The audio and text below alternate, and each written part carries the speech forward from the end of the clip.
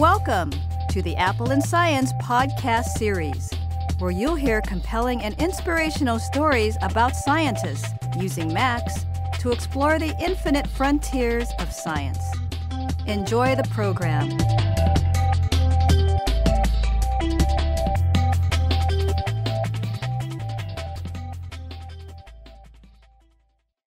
This Apple Science podcast discusses how researchers are finding better ways to unmask the causes of early-stage Alzheimer's disease. Professor James Brewer of the University of California at San Diego is doing groundbreaking work with a Mac-based diagnostic system known as NeuroQuant that automates analysis of magnetic resonance images of the brain. He is the first physician to use this technology on a clinical basis to examine patients' brains for the telltale effects of Alzheimer's disease. Diagnosing Alzheimer's may be helped by taking volume measurements of regions of the brain, says Brewer. The old way of doing this is unbelievably painstaking. The MRI is 256 slices with 256 by 256 resolution. So every voxel is about a millimeter in each direction. One used to have to flip through the MRI slice by slice and trace the hippocampi and other brain regions on each slice.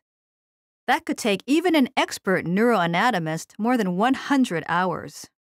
Brewer adds, "Now I have a beautiful setup. The iMac sits on my desk and runs NeuroQuant, which processes an MRI and delivers a quantitative analysis of the entire brain structure in less than 10 minutes. This is a simple, powerful arrangement for doing both research and clinical practice." Brewer's work will be of intense interest to clinical neurologists and to anyone whose loved one is facing memory loss.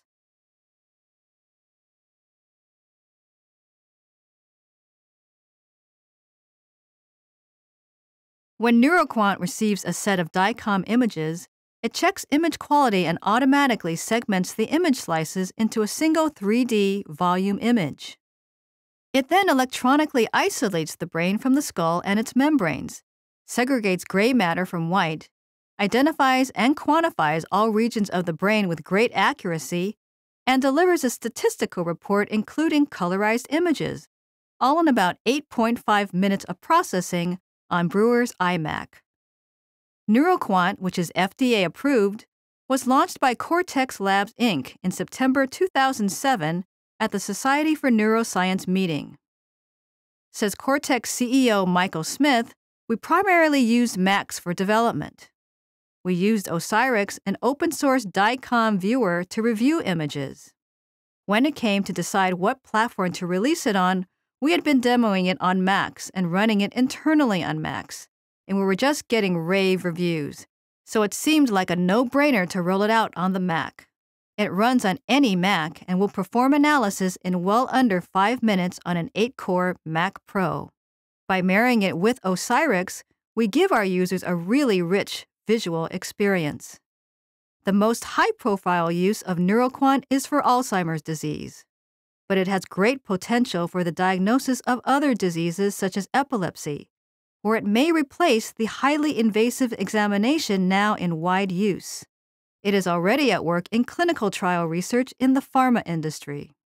"We're so excited about NeuroQuant," says Smith, "because we think it will not only make a big difference in the clinical assessment of patients with neurodegenerative disorders, but it will also end up being a very important product for our development as a company.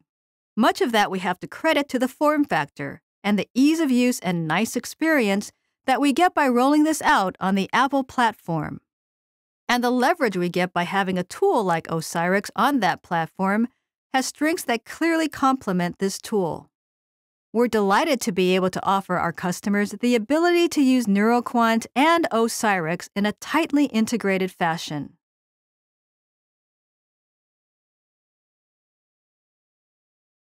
Brewer, who is both professor and clinician as well as a Mac enthusiast, divides his time between teaching residents at the Neurosciences and Radiology Department in the UCSD Medical Center and heading up the Human Memory Laboratory, a research facility in a nearby professional center. The lab, according to Brewer, is very Mac-ish. We try to do everything we can on max. Patients referred to Brewer with mild cognitive impairment receive a 7-minute full-volume MRI brain scan at the UCSD Radiology Department. DICOM image files from the exam move to the hospital's PACS system.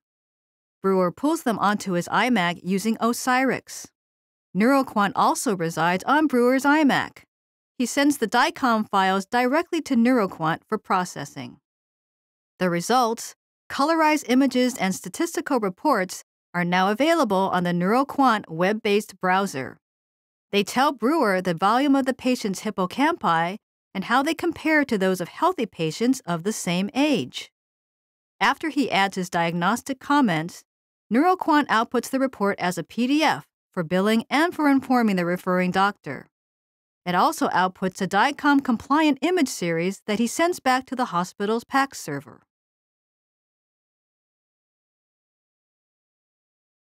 Brewer says, "What we're trying to do here is bring a brand new concept to practice using NeuroQuant and the Mac platform." When doctors attribute memory impairment to Alzheimer's, they're usually right, but many times they're not, and they're prescribing drugs inappropriately. That's not a major concern right now because the drugs we have for Alzheimer's don't cause a lot of side effects. But the stronger drugs now being developed will have much more serious side effects. We're saying let's get some objective evidence. That's what we're trying to provide with NeuroQuant. Radiologists can look at an MRI and see atrophy that looks like Alzheimer's. But by the time they can see that, the disease is pretty severe and we can already tell clinically that the person has Alzheimer's.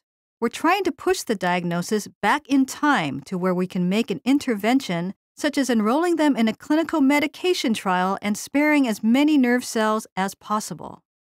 Brewer adds, if a person's already demented when you intervene, they're likely to stay demented.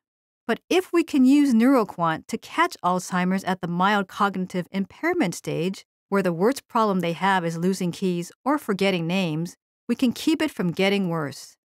Although Brewer has not actively sought out referrals for his clinical work, he's getting Alzheimer's patient referrals every week for the exam.